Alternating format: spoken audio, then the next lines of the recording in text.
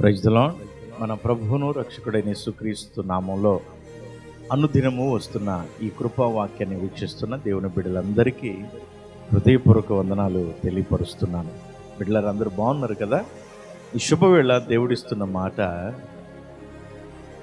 దేవుడు పలుసార్లు ఆయనతో సాంగత్యము కలిగిన వ్యక్తిత్వాన్ని ప్రభు కోరుకుంటూ ఉంటాడు. మనం ఆధ్యాత్మికముగా అడుగులు వేయుచున్నప్పుడు మన జీవితంలో అనేకమైనవి ఎదురాడుతూ ఉంటాయి. అయితే ప్రభు చెప్తున్న మాట ఏంటంటే, మనము పోరాట పటిమలో ఉన్నాము. అందుకే పౌలు అంటాడు, నేను ఇహలోక సంబంధమైన వ్యక్తులతో కాదు, అంధకార సంబంధమైన వాటితో నేను పోరాటం చేస్తున్నాను. మనం పోరాడాలి. దేనిలో పోరాడాలి? మన పోరాటం ఏంటి అంటే కొన్ని మాటలు ఈ శుభవేళ మనం తెలుసుకుందాం. లూకాసు సువార్త 13వ అధ్యాయం 24వ వచనంలో చూస్తే, ఇరుకు ద్వారములు ఉండుటకు మీరు పోరాడండి. ఇరుకు ద్వారం అంటే విశాలమైనటువంటి ద్వారాన్ని అందరూ చూస్తారు. భక్తి కావాలి, లోకము కావాలి, దేవుని సన్నిధి కావాలి, లోకపు ఇచ్చ కావాలి. ఇలాంటి వారు ఇరుకు ద్వారంలో ప్రవేశించలేరు. ప్రభువారు చెప్తూ అంటారు, అందరూ పోరాటం చేస్తారు, కానీ ఇరుకులో నిలబడి ఆ విశాలతను చూడాలనుకునే వాళ్ళు కొందరే. ఈ వాక్యాన్ని వీక్షిస్తున్నావు కదా, నీవు ఇరుకులో ఉండుటకు ఇష్టపడితే నీకు విశాలతను నా దేవుడు కలుగు చేస్తాడు. ఇంకా ఎలా పోరాడాలి అంటే, హెబ్రీ పత్రిక 12వ అధ్యాయం 4వ వచనాన్ని చూస్తే, పాపమును ఎదిరించుటలో మీరు పోరాడండి. దేనిని ఎదిరించమన్నాడు? పాపమును ఎదిరించుటలో మీరు పోరాటం, దానిలో మీరు కలిసిపోమని ప్రభు చెప్పలా.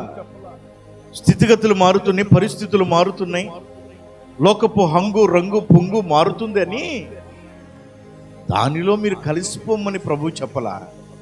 మీరు దాన్ని ఎదిరించుట్లో పోరాడండి, అప్పుడు మీకు కృప అనుగ్రహించబడుతుంది. దానిలో పాలిభాగస్తులు అవడానికి ఇష్టపడకండి అని ప్రభు సెలవిస్తున్నాడు. ఇంకొక మాటను చూద్దాం. మీరు హోషేయ గ్రంథం 12వ అధ్యాయం 4వ వచనంలో చూస్తే, యాకోబు వలె దేవుని ద్వారా దీవించబడటానికి మీరు పోరాడండి. దేవుని ద్వారా దీవించబడటానికి, అక్రమమైనటువంటి ఆస్తిపాస్తుల కొరకు మీరు ఆశించకండి. మనుషులను మభ్యపెట్టి ఇది లోకం చేసే పని. కానీ యాకోబు అలా ఆ ఆశీర్వాదాన్ని కోరుకోలా.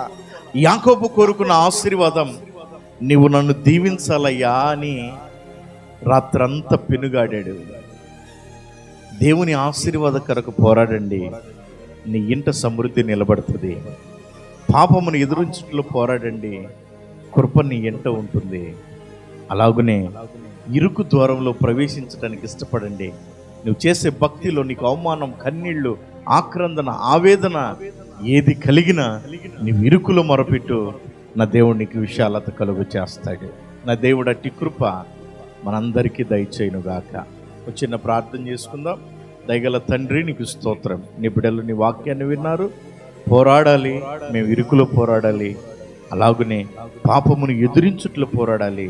అలాగునే లోక ఆశీర్వాదము కంటే నీవిచ్చు ఆశీర్వాదం కొరకు యాకోబు వలె పోరాడాలని మీరు సెలవిచ్చారు.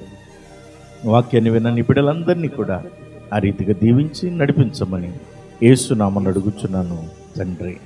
ఆమేన్. God bless you. దేవుడు మిమ్మల్ని దీవించును గాక.